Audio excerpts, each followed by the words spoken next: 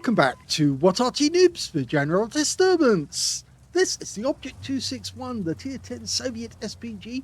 It's located on the south spawn of Serene Coast, and it's under the command of Photobomber. And he's got the bounty rammer rotation device and also a gun lane drive, so he's put the full works in, and he's got the orderly ammo rack as well. Game on! Well, we're featuring a large number of replays with the Object 261, or rather large, several anyway. And it's also a fun Arty to play, mainly because of course it does have a fast reload for that 18cm howitzer. It's capable of doing 800 alpha, 45mm of pin, 9.5 meters of the burst radius between 11.5 and 29 seconds of stun.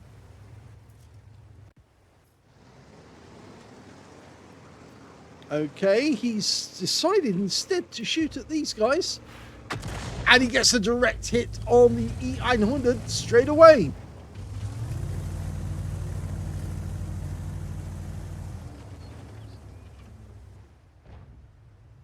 Okay, there are guys right up in the northwest corner of the map now. So we should be seeing the enemy very shortly.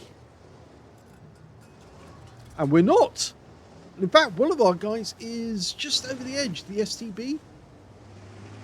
Kind of indicates the enemy is playing defensive. Where's one of them? The UDIS 1516 pulling back. Almost fully dialed in and rounds out. That's a direct hit. 295.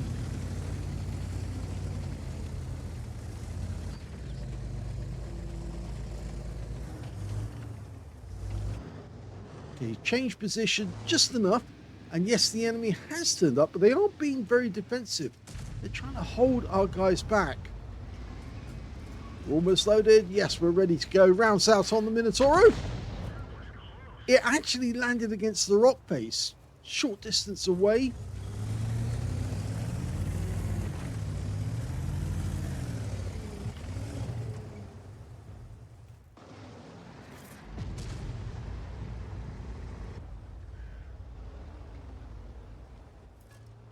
Going for the Minotauro again. He's marked the target. Rounds out. Good. Direct hit. Right on the engine bay, I think. Always helps to let your teammates know which one you're going for. Because, of course, if they do happen to track it, they will not only get the advantage of actually getting damage assist, but you'll get a stationary target, which is much easier to hit. Okay, we're loaded again. 60 TP's the target this time. And that's another direct hit for 300. He cured the stun straight away, so he obviously knows that he doesn't want to get hit. He knows that he's in danger. If he leaves the stun there, it's going to slow him down when our guys do pop through. The STB-1's decided to outflank them. He's going around them, trying to attack the different direction. Okay, we're loaded. Wait for him to pull back a little. He's not pulling back. Rounds out. But that one hits his front for 324. So we are picking up the damage. Already up to 1,000 hit points.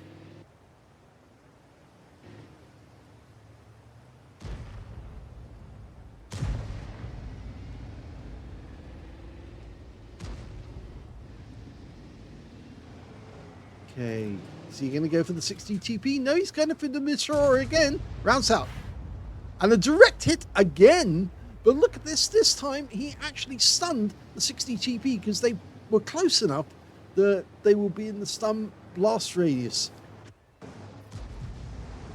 The enemy doesn't appear to be doing very well over here on the peninsula. In fact, I think you can see the impact point where he actually hit the E900, or did he? Well, he has now. I think he hit the rear of the E900 the last time, but this time around he hit the front of the turret. And a Death Star's come into view. And a Strip 103B. Now, the 103B should be a nice target. Lots of trees knocked down over there, which tends to make me think that's where the enemy Arty might be. And now we have breaking through on this place, this corner. And a direct hit on the 60 TP makes him a one-shot. And the T100 LT took some damage at the same time.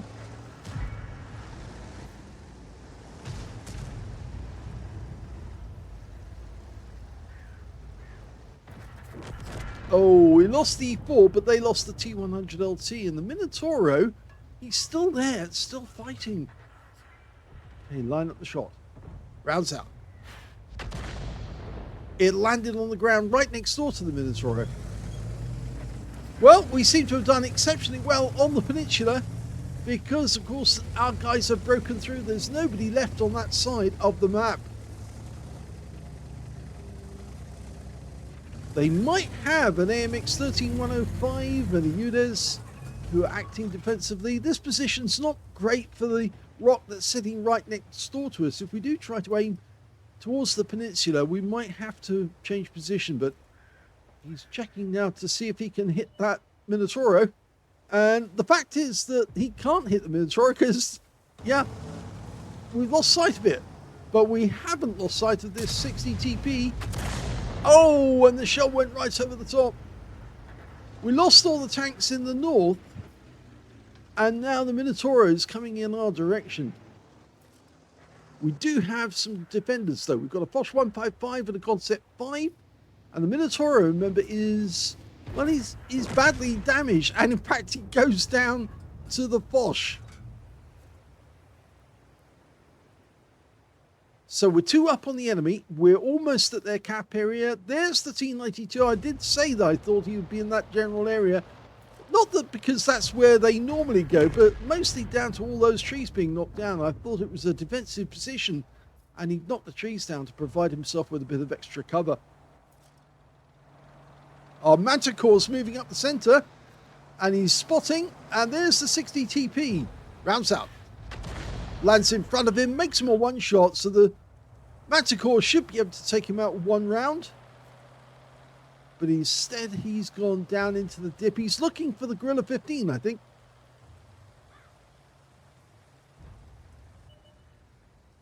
We see the strip.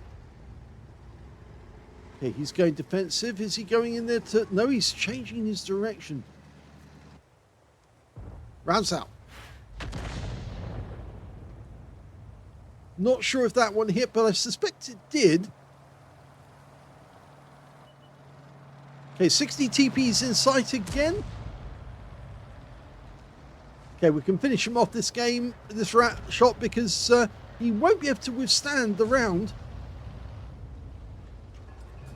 This is extra HE as well. And that is a kill.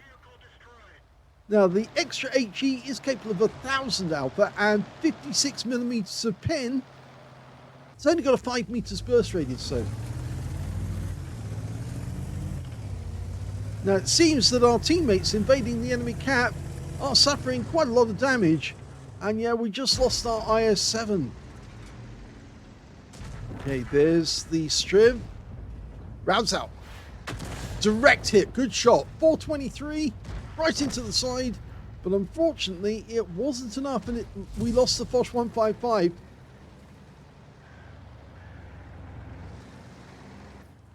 And he's just gone out of siege mode. Firing whilst not in siege mode, which isn't very accurate, but I've done it myself. Rounds out. Oh, and that was a kill shot. 289. So that's the second kill for Photobomber. Okay, the AMX 13105 is going to be a little more difficult to kill. They're faster moving.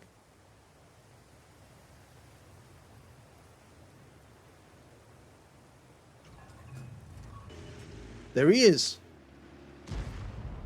And he's just been tracked, so now's the time. Go for it. Rounds out. Oh, if only that had hit. It might have actually been a penetrating shot, which could have finished that guy off completely.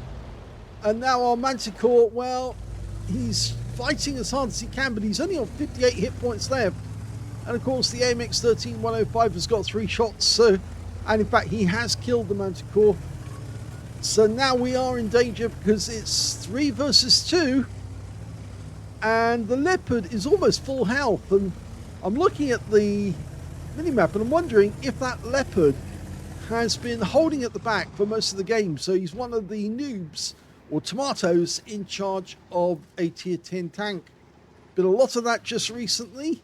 A lot of players who've been playing tier 10s. Oh, he got wiped out. 228. So that's the third kill for Photobomber. Leaves only the AMX-13-105, but we don't know where the guy is. Oh, we do now. We've got no shot on him, though. Okay, so we're waiting for the reload. There he is.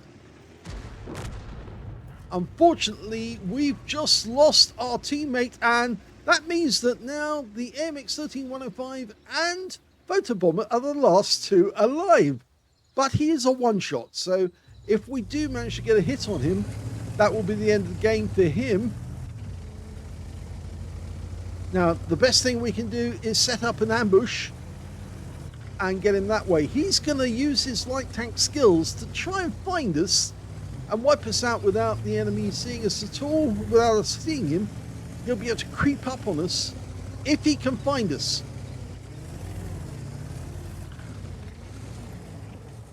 If he can't find us, he'll go to the cap and he'll start capping and wait for us to suddenly appear. You can see he's only got 164 hit points. Now we're anticipating he's going to come in by the back. He's going to think to himself, yes, if I come through the back, then obviously I've got plenty of cover. He could come straight down the middle, though. He went briefly there to the aim. He's doing it shotgun-wise.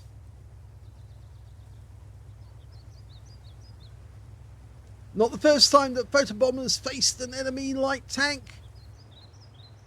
And he knows how to do this.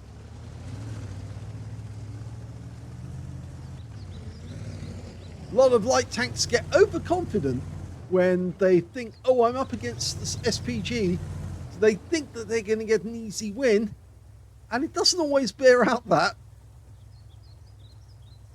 They come across a good Arty player, he can take them down. Because, of course, he's got a very big gun. And even at close range, the splash from a howitzer is enough to take out light tanks who've got very poor health left. Photobomber's backing up because he thinks that the guy's coming that way.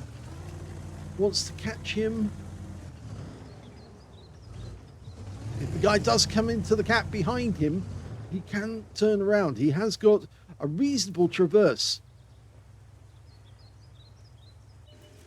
Here he comes. Yes! That's how you do it. Brilliant win there by Photobomber.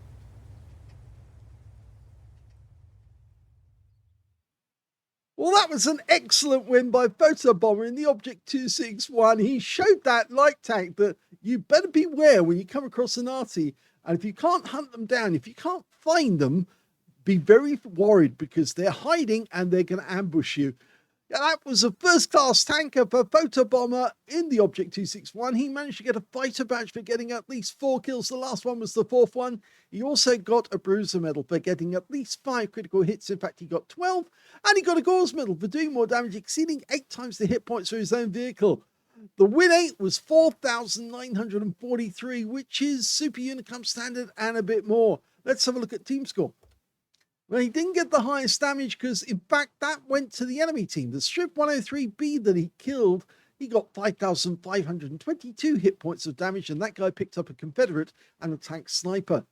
Second highest damage was the Foch 155 on his team, who managed 5,187.